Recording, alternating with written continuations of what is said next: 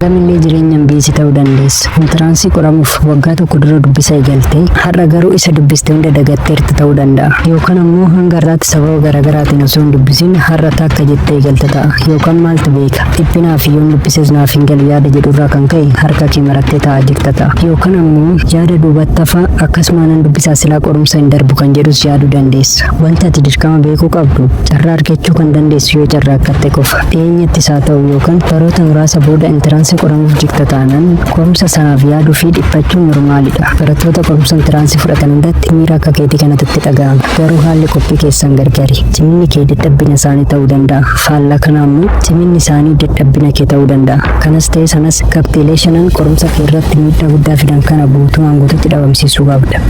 Tokkoffaa iddoo qo'annaa kee kuseessuu dhiisi. Iddoon itti dubbistu daftaraa fi kitaabolee kee haalli itti teechistuu fi iddoon ati teechistu kan kusaa yoo ta'e rakkoo keessa jirta. Umudiin dubbisaa naaf dhufuu didee dubbisuu dadhabe kamirraa eegalu kan jechaa jirtu iddoo mijataa dubbisaaf sitti tole waan hin qopheeffanneef.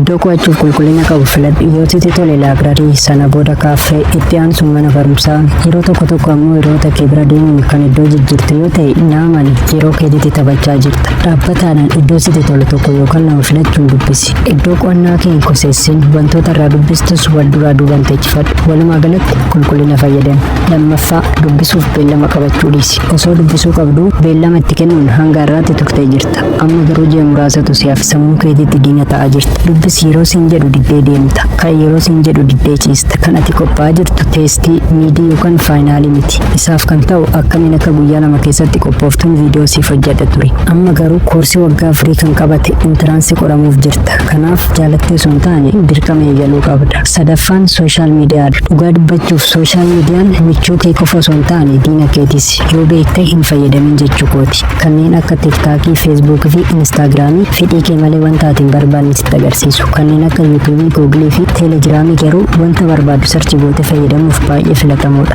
Afuraffaa namoota biroo waliin dorgomuu dhiisi. Hiriyaan kee ani dubbisa xumurii gaafin hojjechaa jira yeroo siin jedhu ati ammallee dubbisaa iyyuu eegali. Kana yeroo dhageessu ammoo teenshinii addaa keessa galta. Qophii kee nama biroo waliin wal bira qabda taanaan gatii ofiif qabdu dhabda. Kanarraa kan ka'e hirriba of dorkuun fayyaa keetillee dhabuu dandeessa. Faallaa kana ammoo kan qoosuu fi isa yeroo isaatti taphachaa jiru yeroo argite tattaaffii keellituu dandeessa. Namni kamiyyuu akkuma cimina qabu dadhabbinas ni qaba. Tokko qonnaa yeroodhaan eegaluu filata. Kanneen biroo ammoo faallaa kanaati. Kanaaf sadarkaan dandeettii keetii fi kanneen biroo garaagarummaa guddaa qaba. Ofirratti xiyyeeffadhu.